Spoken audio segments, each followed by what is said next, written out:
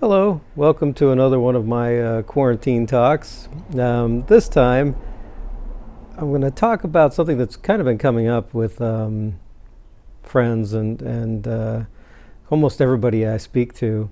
Is this idea of loneliness, particularly for people who are in quarantine and really it's just them. Um, it's one thing, although you can be lonely in a relationship and you can be lonely in a whole group of people. Sometimes that's even the harder type of being lonely. Um, it's still, there are a fair number of people who are just alone, and they're not really getting hardly any outside contact besides what they foster through electronic means, essentially. Um, and I guess just to give a little bit of a evolutionary perspective, which I tend to do, um, one of the things that happens when you feel lonely is you feel anxious. Um, our brains over the thousands and thousands of years have been wired in such a way that we interpret loneliness as danger. That basically, during our hunter-gatherer days, or very early on in our developments as humans, being cut off from the group was pretty dangerous. That we generally do better when we're with groups of people in those kinds of survival situations, and so over time we evolved to interpret being cut off from the group as being a very essentially life-threatening situation. And those old wiring habits, those old pathways are still in us. We're still those relatively simple animals wandering around trying to stay alive. And so now, flash forward to 2020, and we have the coronavirus and the quarantines and things like that. And what's also happened is a particularly misfortunate overlap, let's call it that. From the research that psychologists do, our generation this time is given, even with all the connections we think we have, we are some of the most lonely people ever, which is, I guess, nothing to laugh at, but kind of ironic. We all are convinced that our social media and our phones are somehow connecting us. But more and more, the evidence seems to point to the fact that we're disconnected and we're not connected at all, or in very shallow and not so deep ways.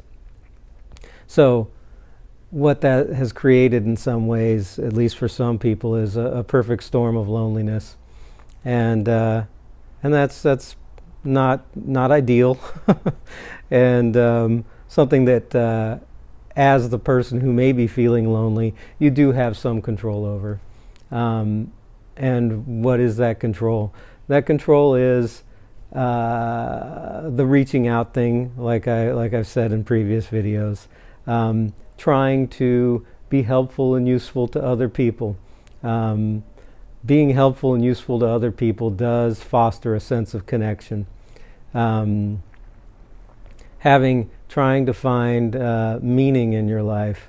Meaning can be an entirely different video all on its own.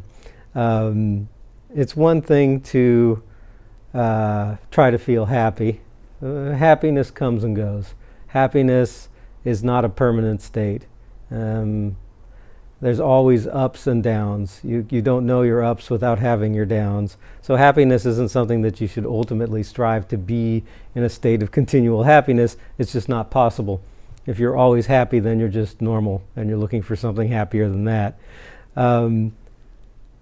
Now, meaning, on the other hand, meaning can be a steady state. You can feel sad or you can feel happy, but and those will fluctuate. But if you have a meaning in your life, something that makes you feel like there's something you really care about, and that can be anything. It can be family, it can be your pets, it can be the environment, it can be whatever holds true meaning for you. But if you have that thing, then that will create a sense of, or help create a sense of connection, and help carry you through some of the more lonely times. Also, starting journaling. Journaling as a way to kind of express your feelings, your thoughts, has been shown over and over again to have just a generally evening of mood, supportive of positive thoughts, things like that. Particularly if you journal about things that are going well. There's different numbers about how many positive thoughts or experiences it takes to counterbalance a negative feeling, but oftentimes it's 3 or 5 to 1. And so when we sit and we kind of contemplate and focus in on some of the better things in our lives, it tends to kind of start spinning our psyche upward and into a more stable, less lonely place. So, in short or not so short, the idea here is that what we're trying to do is acknowledge that during times of loneliness we might actually feel anxious, and that's okay. It's not pleasant. And so during those moments of anxiousness, it's acknowledge that. And aside from some of the things I've mentioned before, like taking walks and analyzing your thoughts, it's also a time to reach out and try to, again, increase connections with other people, find meanings, and those efforts to reduce loneliness will also have potentially an effect on your overall level of anxiety. So there you have it. That's my long-winded way to get at if you're feeling a bit lonely and then anxious, these things are intertwined, and you do or can have some control over that. Anyway, I hope that was useful. If you liked it, give me a thumbs up or a subscription, or as I like to say, or not.